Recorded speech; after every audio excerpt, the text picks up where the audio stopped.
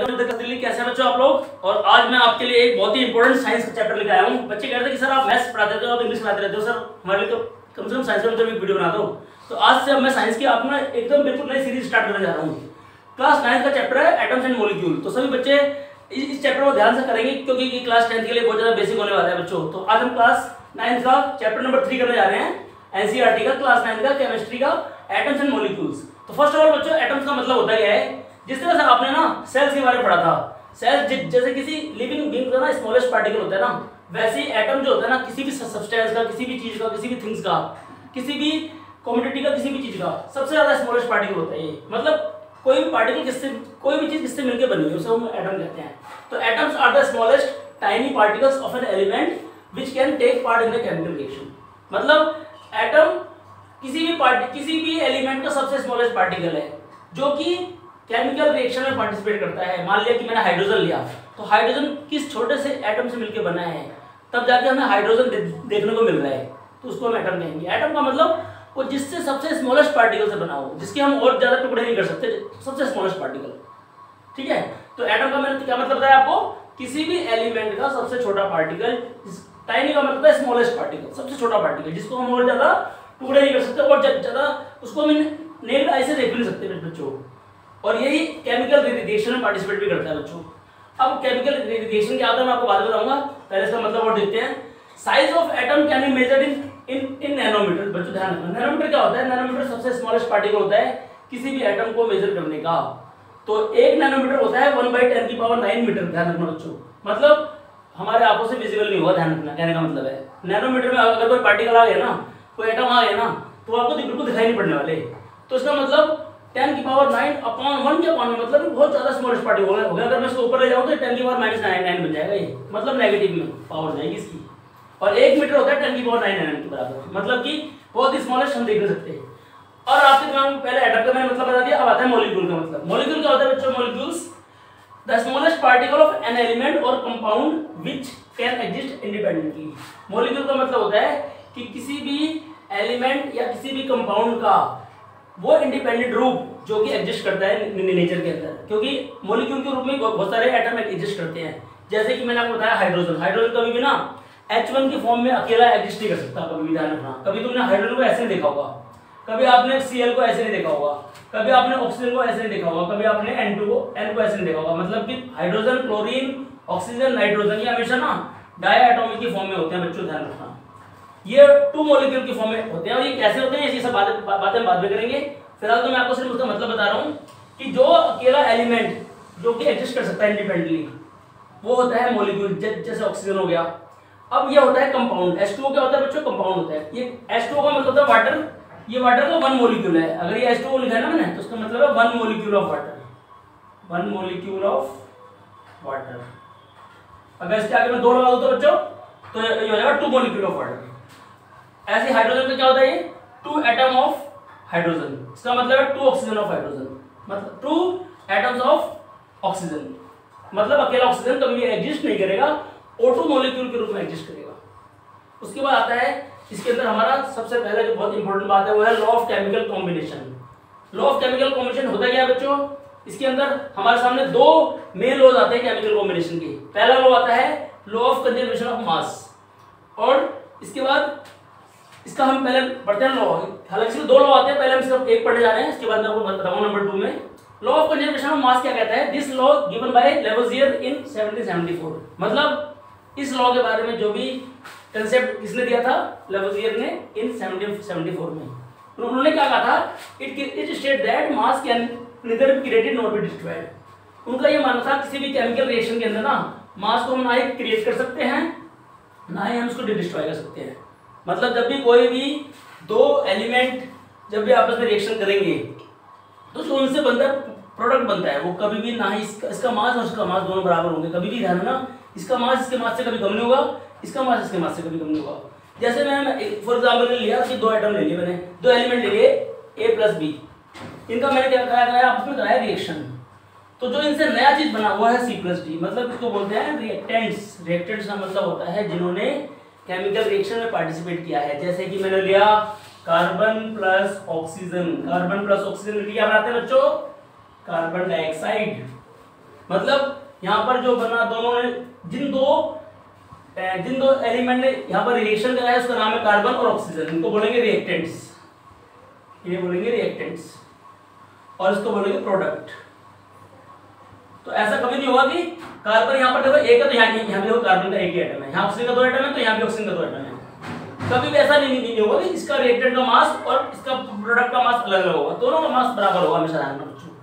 तो ये कहता है कि ना इन्होंने आपस में क्या करा, रिएक्शन करा और एक नया चीज बनाया जिसको कहते हैं कार्बन डाइऑक्साइड। तो कार्बन डाइऑक्साइड का मास इसके मास के बराबर होगा।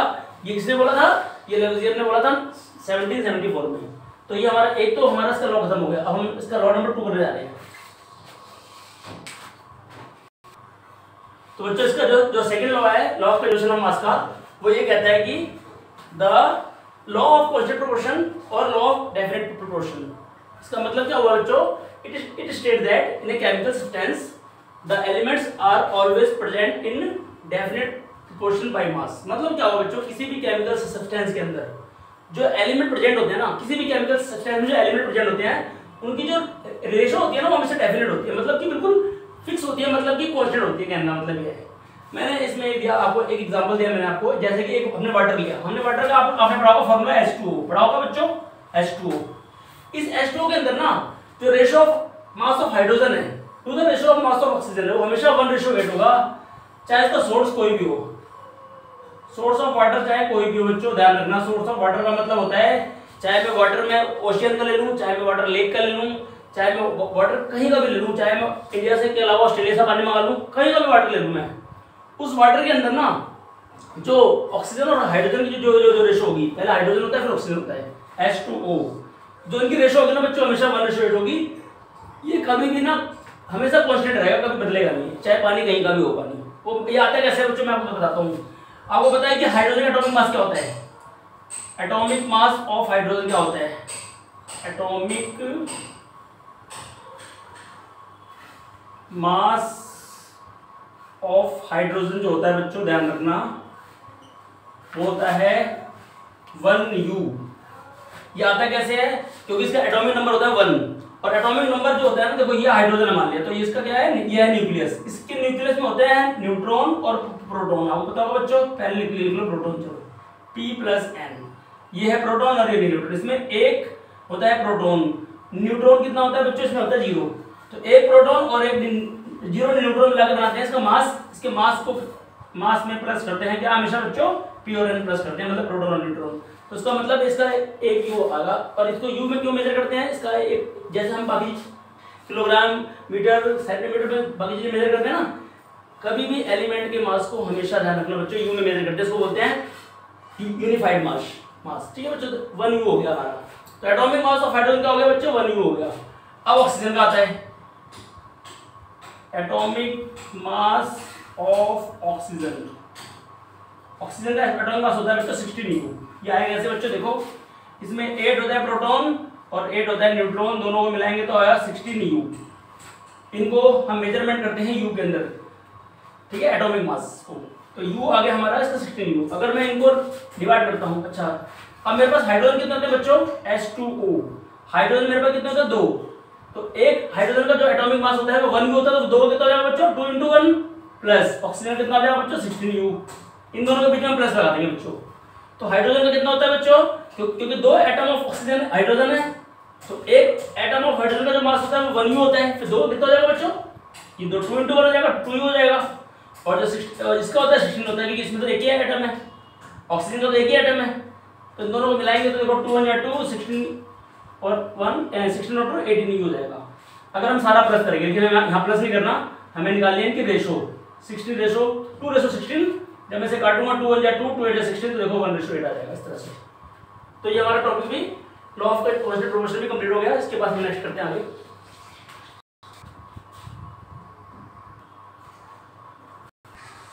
हाँ तो बच्चों हम कर रहे हैं डाल्टन एटॉमिक थ्योरी, क्योंकि डाल्टन ने इसी सभी पार्टिकल्स के बारे में, एटम के बारे में सारी बातें बताने के बाद ना कुछ उन्होंने अपनी एक एटॉमिक थ्योरी हमको प्रेजेंट की थी हमारे सामने। वो ये 5 थ्योरी मैं आपको बताने जा रहा हूँ। हालांकि बुक में 6 है, आपको मैं 5 बताता हूँ, 5 अच्छी तरह कर लेना। Every matter is made up of very small tiny particles called atoms. जितने भी चीजें बनी होती है ना, जितने सब्सटेंस बने होते हैं, तो जितने भी हमारे सामने मैटर बने होते हैं, वो किससे मिलकर बने होते हैं? वो वेरी स्मॉल और टाइनी पार्टिकल से मिलकर बने होते हैं, जिसको हम एटम कहते हैं। एटम जो हमारे सामने दिखाई पड़ता है ना, वो इससे भी छोटे छोटे एटम से भी बहुत छोटे छोटे आइटम से मिलकर बना होता है, मतलब जिसको हम टाइनी पार्टिकल कहते हैं। वो आपको मैंने स्टार्टिंग में चैप्टर में बता दिया था। Atoms are not divisible. Atom एक सबसे स्मॉलेस्ट पार्टिकल है जिसको हम और जिसके टुकड़े नहीं कर सकते, इसको हम और ज्यादा डिवाइड नहीं कर सकते, क्योंकि मान लिया ये एक एटम है, इसको मैं और टुकड़े नहीं कर सकता, ऐसे करके तोड़ नहीं सकता ना इसको। ये पहले से ही स्मॉलेस्ट पार्टिकल है, इसको ना ही हम क्रिएट कर सकते ना इसको डिस्ट्रॉय कर सकते, बिकॉज ये पहले से ही नेचर में अवेलेबल होता है, इसे कोई भी क्रिएट नहीं कर सकता, कोई इसको डिस्ट्रॉय नहीं कर सकता। ये सबसे स्मॉलेस्ट पार्टिकल होता है। All atoms of a given element are same in size, या बोलते हो आप आइडेंटिकल इन साइज, तो आप आइडेंटिकल भी कह सकते हो बच्चों। आइडेंटिकल का मतलब है दिखने में बिल्कुल सेम होते हैं। जैसे मैंने हाइड्रोजन का एटम लिया, मान लीजिए हाइड्रोजन का एटम है, तो इसके अंदर जितने भी एटम होंगे ना, मतलब जितने इस मैटर में जितने भी एलिमेंट होंगे, सबका साइज सेम होगा, सबको एक जैसे साइज से मिलकर बना होगा, उन सबका मास भी एक जैसा होगा, क्योंकि ये सभी मिलने के बाद उन्होंने एक हाइड्रोजन का एटम बनाया होगा।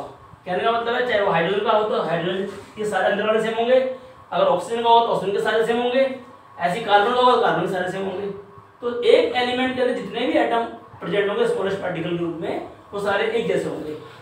अगला आता है हमारा atoms of different elements are different in size. इसका उल्टा हो गया, जस्ट क्योंकि आपको पता है कि अगर ये ऑक्सीजन है मान लो और ये हाइड्रोजन है, ये ऑक्सीजन है ये हाइड्रोजन है, अगर मैं सिर्फ O लेता हूँ, यहाँ मैं H लेता हूँ, चलो ऑक्सीजन का अगर जो एटम होगा वो ये अलग होगा तो इसका तो अलग होगा ना भाई, इन दोनों के आपस में थोड़ा मिलते जुलते होंगे। कहने का मतलब है जो इसका स्मॉलेस्ट पार्टिकल होगा और जो इसका स्मॉलेस्ट पार्टिकल होगा बिल्कुल डिफरेंट साइज में होंगे, बिल्कुल इसके सारे सेम होंगे, इसके सारे सेम होंगे, लेकिन इनके आपस में क्या होंगे, बिल्कुल अलग होंगे। तो ये जिनसे मिलके बने होंगे ना, आपस में कभी सेम नहीं होंगे। अगर एलिमेंट अलग अलग है तो उनके साइज भी अलग अलग होंगे, उनके मतलब एलिमेंट के एटम भी अलग अलग होंगे। हाँ, लेकिन अगर एक ही एलिमेंट है तो उसके अंदर के जितने भी एटम होंगे सारे सेम होंगे। उसके बाद है हमारा atoms combine in the ratio of small whole number to form compound. मतलब कि सारे के सारे एटम, छोटे छोटे एटम ना खूब सारे एक होल नंबर में मिलकर एक पूरा कंपाउंड बना देते हैं। मतलब जो हमारे सामने दिखाई पड़ता है ना, वो काफी सारे छोटे छोटे स्मॉलेस्ट पार्टिकल से मिलकर बना होता है, लेकिन सारे स्मॉलेस्ट पार्टिकल भी होल नंबर में होते हैं, ध्यान रखना बच्चों, कभी फ्रैक्शन में नहीं होते। तो छोटे छोटे पार्टिकल भी क्या बनते हैं, एक कंपाउंड का रूप ले लेते हैं जब वो पूरा कंप्लीट बन जाते हैं। तो ये हमारे डाल्टन के 5 एटॉमिक जो आपने पढ़ी थी थ्योरी, बहुत इंपॉर्टेंट है, सब बच्चे इसको याद कर लेंगे, एग्जामिनेशन पॉइंट ऑफ व्यू से वेरी इंपॉर्टेंट है ये। हाँ तो बच्चों हम लेने जा रहे हैं symbols of some common elements. ये बच्चों को बहुत अच्छी तरह से याद करना है। ये जो टेबल है बहुत इंपॉर्टेंट, हमारी एनसीईआरटी बुक में दे रखी है टेबल, चाहे उस बुक से याद कर लो, मैं आपको बता रहा हूँ उसके बारे में।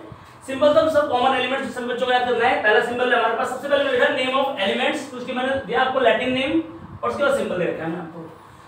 नेम ऑफ एलिमेंट का मतलब होता है कि ये सब हमारे एलिमेंट के नाम, असली पूरा नाम क्या है। हाइड्रोजन का जो पूरा नाम है वो ये है और इसका जो सिंबल है वो H है। ऐसे आपको हीलियम को बोलना है He और कार्बन को बोलना है C, कॉपर को क्या बोलना है बच्चों Cu, क्योंकि कॉपर का जो आपका लैटिन नेम है वो है कप्रम, तो आपको ये वर्ड इसी से आया, देखो Cu, इसी से आया हमारा Cu, ध्यान रखना बच्चों। उसके बाद है कोबाल्ट, कोबाल्ट का CO और क्लोरीन का Cl होता है बच्चों, बोरोन का B होता है और हमारा बेरियम का Ba और ब्रोमाइन का Br होता है बच्चों, और सोडियम को बोलते हैं नेट्रियम, जिसको Na कहते हैं। मतलब कि सोडियम का नाम S से स्टार्ट होगा बच्चों, Na से स्टार्ट होगा, बिकॉज इसका जो लैटिन नेम है वो है नेट्रियम। ये बातें आपको ध्यान रखनी है। और पोटेशियम को बोलते हैं केलियम, तो इसलिए हम इसको K से स्टार्टिंग करते हैं ना कि P से स्टार्टिंग करते हैं। ऐसे आयरन को बोलते हैं फेरम, क्योंकि इसका लैटिन नेम है जो आपको याद रखना है, जिसकी वजह से हमारा इसका नाम पड़ा Fe। और जो लास्ट है वो उसके बाद गोल्ड है, भी मैं आपको और इसके बारे में बताने जा रहा हूँ। गोल्ड का हमारा है Au, बिकॉज इसको ऑरम कहते हैं, ये इसका लैटिन नेम है जो आपको याद रखना है, ऑरम, AURUM, ऑरम। ऐसे मैं आपको और लिखवा रहा हूँ 3-4 दिन। हाँ तो बच्चों इसके आगे देखो बच्चों, नेम ऑफ एलिमेंट। सिल्वर का बच्चों उसको बोलते हैं अर्जेंटेनम, इसको Ag कहते हैं, और मरकरी को हाइड्रोजन कहते हैं, इसको Hg की फॉर्म में लिखते हैं। नाइट्रोजन को N लिखते हैं बच्चों, एल्यूमिनियम को Al, नियोन को Ne की, और फास्फोरस को P, सल्फर को S लिखना है बच्चों, जिंक को Zn और ऑक्सीजन को O, कैल्शियम का Ca, सिलिकॉन का Si और मैग्नीशियम का Mg। तो ये कुछ और सिंबल हो गए हमारे सामने जो आपको सभी बच्चों को लिख के एक कॉपी में याद करना है। इसके अलावा आपको एनसीईआरटी को भी देखना है पूरी तरह से, अच्छी तरह से, उसमें भी आप चाहो चेक कर सकते हो, सेम एज इट इज आपको मिलेगा। आपको पूरी अच्छी तरह पढ़ के ना ये सारे के सारे सिंबल को याद करना है। तो ये हमारा था पार्ट 1। सभी बच्चों को इसको अच्छी तरह से वीडियो को समझ में आ रहा है तो लाइक करें और मेरे चैनल को सब्सक्राइब करें, क्लासेस देखो। थैंक यू वेरी मच बच्चों।